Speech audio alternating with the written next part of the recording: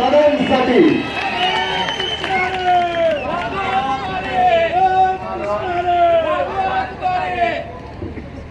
वाजवत होता आणि आपला झाला अशा आदरणीय दादासाहेब सर्व सन्माननीय माझ्यासमोर बसलेले सर्व मतदार बंधू भगिनी, आत्ताच आपण खासदार साहेबांचं भाषण केलं, अत्यंत उत्कृष्टपणे भाषण केलेलं आहे. मी काय जास्त बोलणार नाही. फक्त मागच्या आठवण सांगणार आहे. 52 सालामध्ये त्यावेळेस सरकार वर्षी पहिल्यांदा निवडणुकीला उभं राहिले. त्यावेळेस जास्त काही साधने नव्हतं. त्यावेळेस आपण जर बघितलं, कृष्णा वाटकर, बाबू दोरकर, बापू कोटमेरे, नाना गवळी, मामा थोरात, सावंताबा, पावसाबाई गोगरे, त्यांच्या नातून अक्षय आमच्या पडली घेऊन ठरला होता.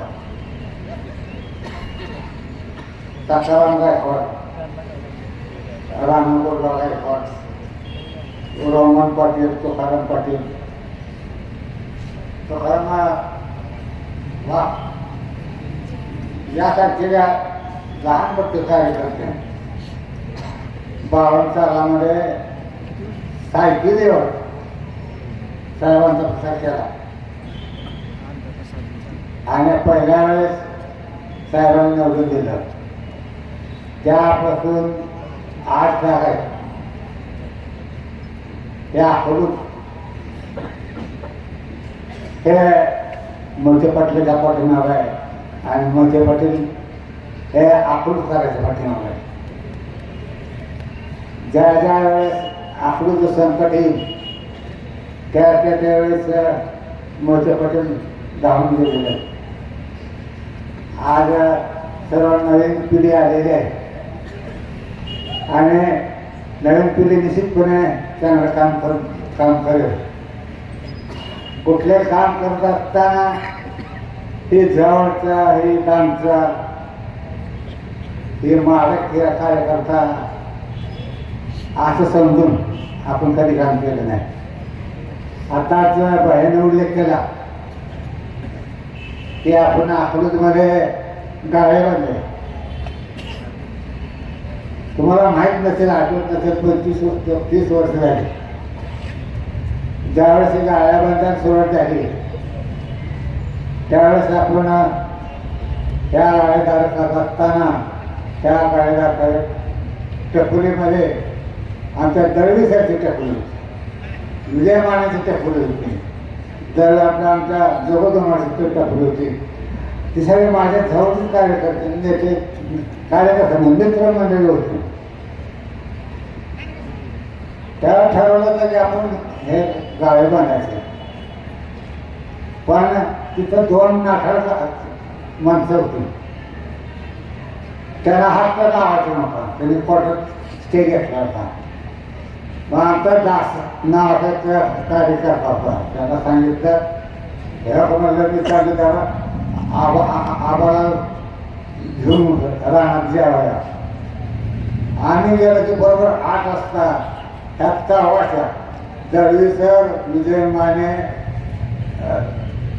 आमच्या जगदोमा ह्यांच्या टाकड्याला टाकला लावायचा आणि ट्रॅक्टरने टाकड्या काढायचा.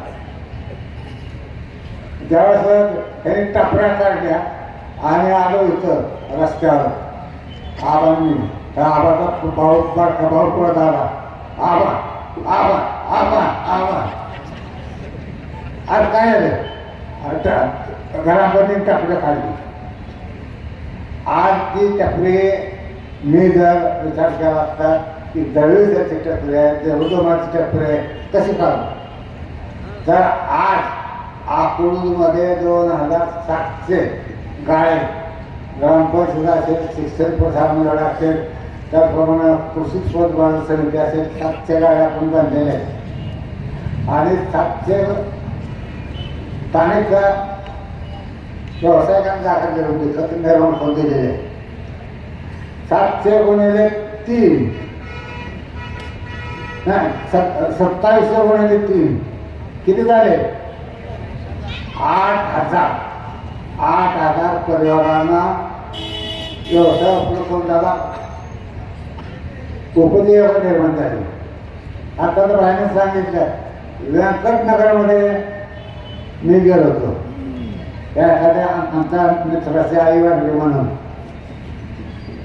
तर लगेच वेळ आली काय आणि त्या काढायला चिरडी काढायला हे करायला सण होता.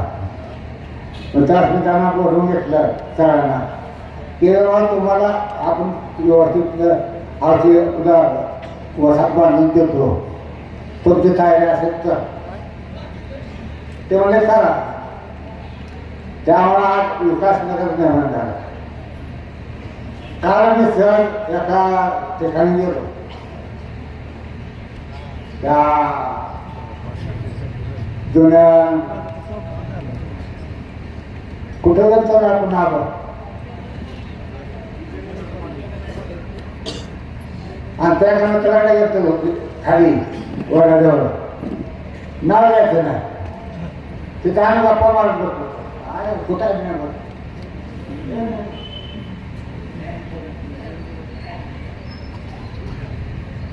त्यावेळेस आम्ही विषय निघाला जागेचा, बघा धन्यवाद, जागेचा विषय निघाला.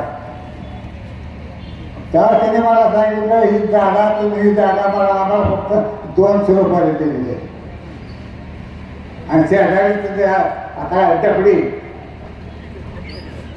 किती जागा विकत होती ती 6,000.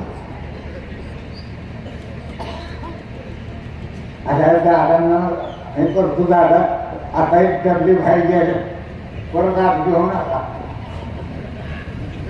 नाही तर परत तुम्ही पाहता आणि हे टपडी परत आत येतात, तर तुम्ही आम्हाला इथं भाषणात शब्द द्यायचा हे टपडी आम्ही आमची येणार नाही म्हणून.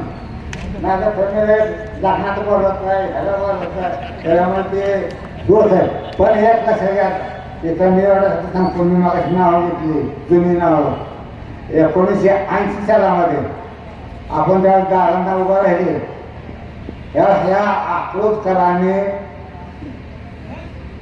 एक 85,000 माणसाचा 85,000 आपल्याला मिळून दिलं. हे आमचे उत्तमराव आमच्या बसले, ती शाळा निघाले आमदार. त्याला माहीत झालं की बाळदादा दैवितील बघायला शरण गेल्याशिवाय आपण आमदार होत नाही. ते दोघं आधी माझ्याकडे भयान उत्तमराव. आता उत्तमराव तर आमची दोस्ती किती होती मागच्या जमा आहे त्यामुळे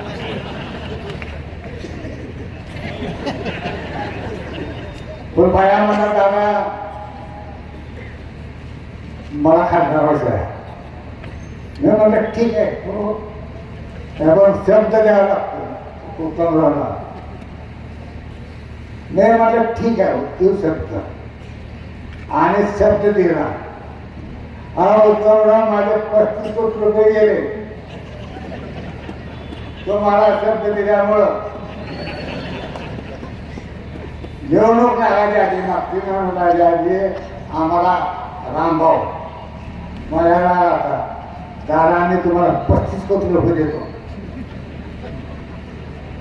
फक्त आम्हाला आत्मपट्टी पडेल.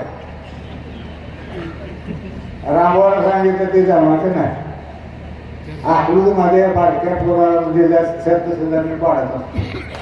मला ते देवेंद्र फडणवीस गेले निवडून गेलं येऊन गेलं. मी काय आता आरांना सांगितलं नाही, पहिल्याला सांगितलं नाही, कदाचित त्याला आजीबातच सांगितलं नाही. आम्ही गेलो तिथं बसतो थोडं आणि फडणवीस साहेबांना सांगून मी आत्तापर्यंत आयुष्यामध्ये लहान मुलाला दिलेला शब्द देखील मी म्हणलेला नाही आणि त्याप्रमाणे सांगून आलो आणि दुसरं सांगतो तुम्हाला, मतदानाच्या आधी 4 दिवस फोन आला, दादा आम्ही तुम्हाला 50 कोटी रुपये देतो, फक्त तुम्ही शांत राहा. 50 कोटी पाणी पडले माझ्या. पण हे झालं तुमच्या खासा आमदार आम्हाला पाहणार. धन्यवाद. पण हे विसरू नका, माझे 50 कोटी तुम्ही द्यायचेच मला. ते लक्षात घ्या, ते 52 सालामध्ये आकृती नागरिक होते, तसं आज देखील आकृती नागरिक आहे.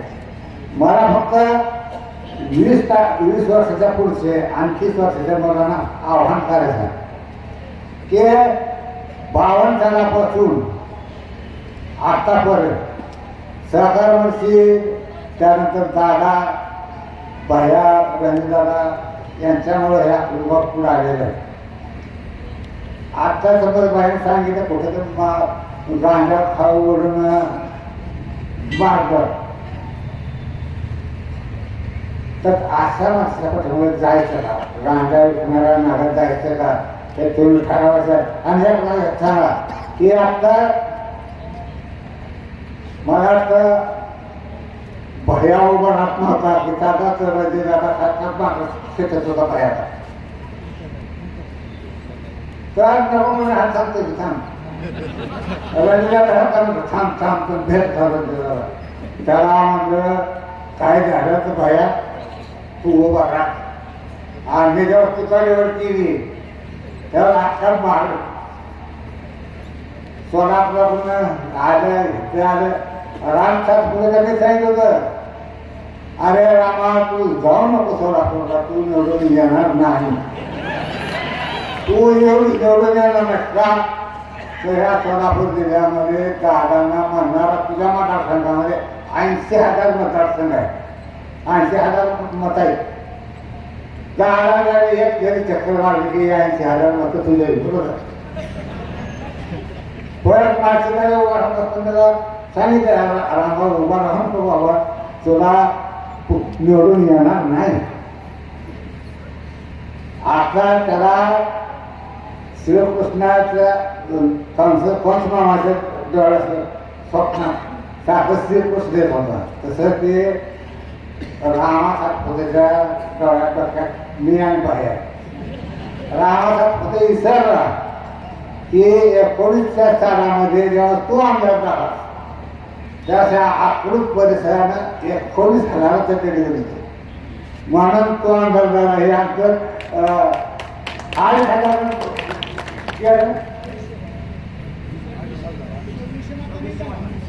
26 निश्चित गेले.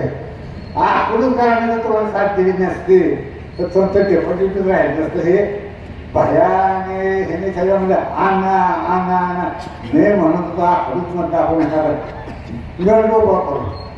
पण ह्या दोघांनी आता हे काय की त्या निवडणुकीमध्ये मला विश्वास आहे दादा की 26 नगरसेवक आणि नगराध्यक्ष हे 100% निवडून येणार आहे.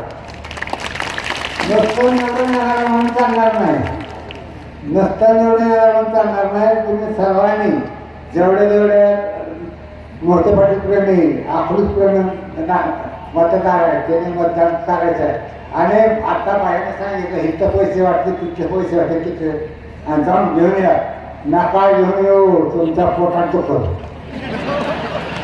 नका येऊ तुमच्या पोटात नाही दुखत तर ते हातावर हात वाढला हे आपल्या बापाचा पैशासाठी टिकून राहत नाही.